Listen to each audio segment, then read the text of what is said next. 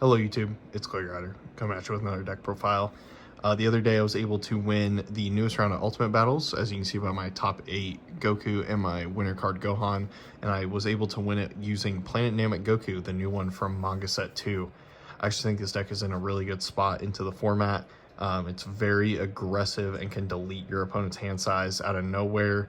It's a lot of swings going at their face and they're big numbers, and you play a lot of 10k combo to protect yourself.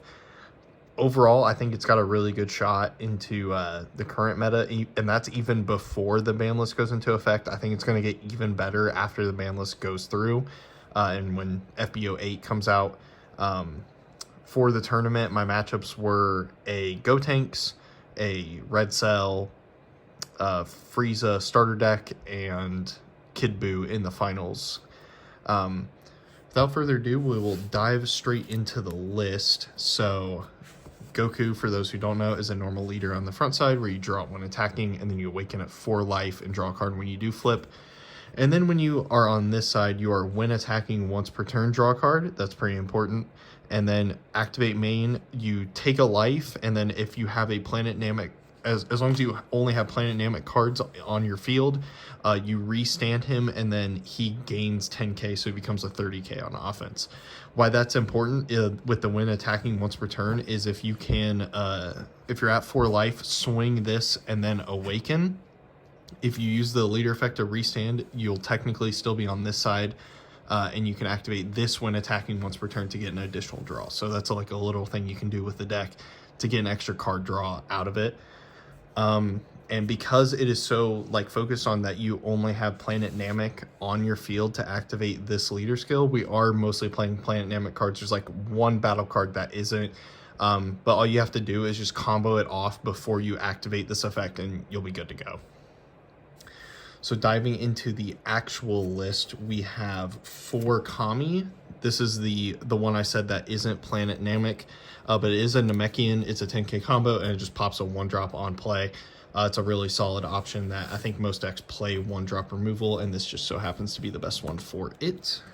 Next up, we got 4 Murray. Murray's just a good life taker. It's an early game blocker if it kind of sticks around. But for the most part, it's just a 10k combo, and it's a Self-Awakener, which is really good.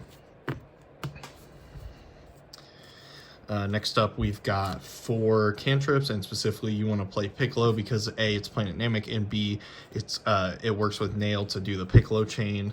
And then I also played 3 Bulma, which is the top 3 searcher for any Planet Namek card. It's really good in this deck. It just grabs most of the deck, and 3 was what I was able to squeeze in with all the other cards that I am playing. That's the reason why I landed on 3. And then for the last 1-drop, we were playing 4 Guru. If you wanted to take one of these out and play that 4th Bulma just as a searcher consistency piece, you definitely could, because you end up only really playing 1 Guru per game. What it does is he says he can't attack, and then on play you discard a card, and if your life is at 3 or less, you choose a Son Goku and give it plus 15k for the turn. That can include your leader, which is really important because then your leader becomes a 35 and a 45 swing instead of just a 20 and a 30.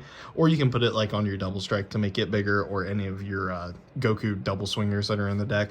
I am playing 4 just because it is a 10k combo and I wanted to see max consistency. But if you wanted to cut this and then go up to 4 Bulma, I wouldn't hate that as an option.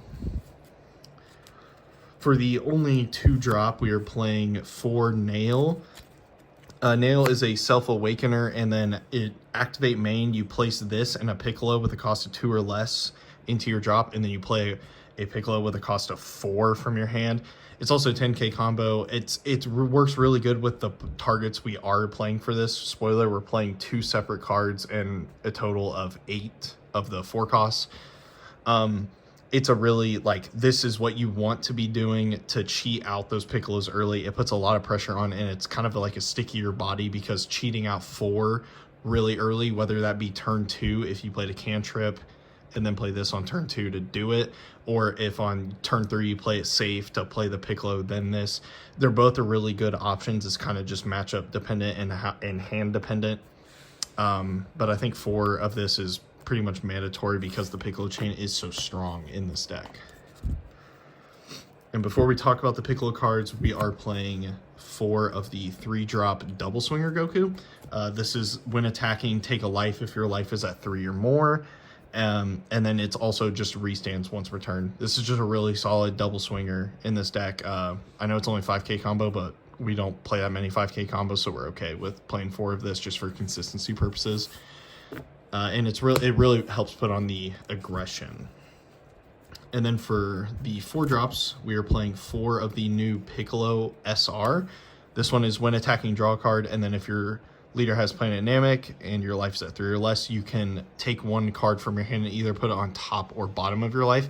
It's really good because you can either pitch a brick and put it on bottom of your life so you don't draw it later. Like say you have 2 SCR double strikers and you only know you're going to play 1 for the game.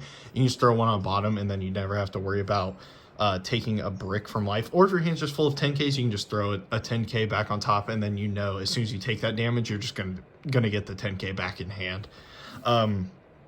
This helps you like really facilitate keeping your life at a reasonable level if you don't plan on going for game immediately, or it's also just a draw engine. That's a 25k swing. But the card that actually really helped more as a 4-cost Piccolo is the one from SB05 that is a ramp. So this one says you take a life and throw it into the drop instead of adding it to your hand, but then you ramp a Namekian from your drop into your energy, and it does come in active mode, which still leaves you up an energy up for like say a cantrip or a like a Kami to blow up one of their 1 costs, something like that.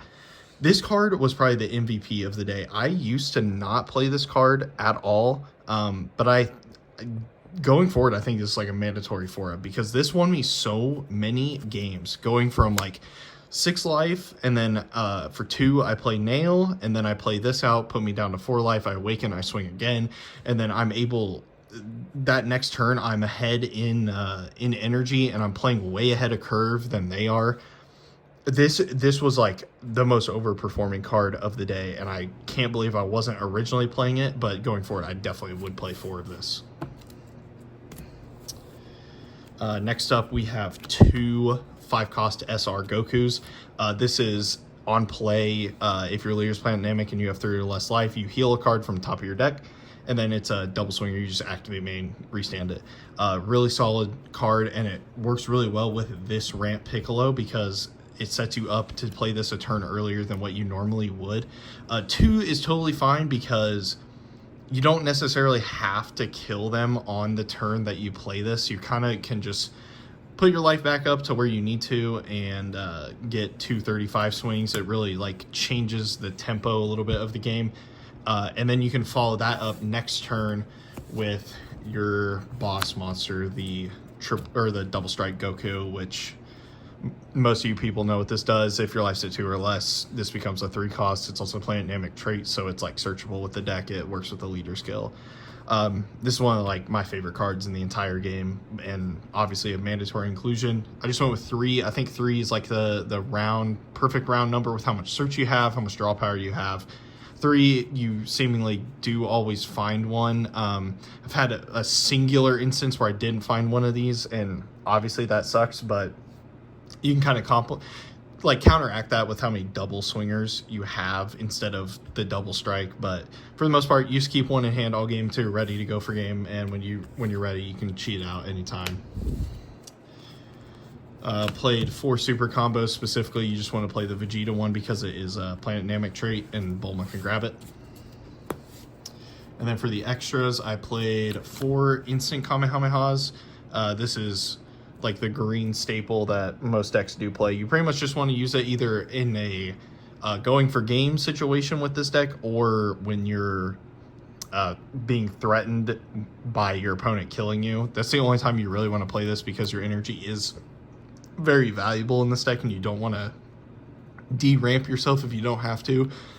And honestly, a lot of the times, if it's early game and I still need like every other card in my hand, I do find myself sometimes charging this, unfortunately, even though I don't want to. But this is just specifically for the end of the game when you're going for game or really need to protect your own life. And then the last two cards is a tech card. It's a Warm Greeting. It's mainly there for the like Jiren matchup. If randomly I do run into a Jiren and they slam 4 costs down, I just need to put it in energy and get rid of it as fast as I can.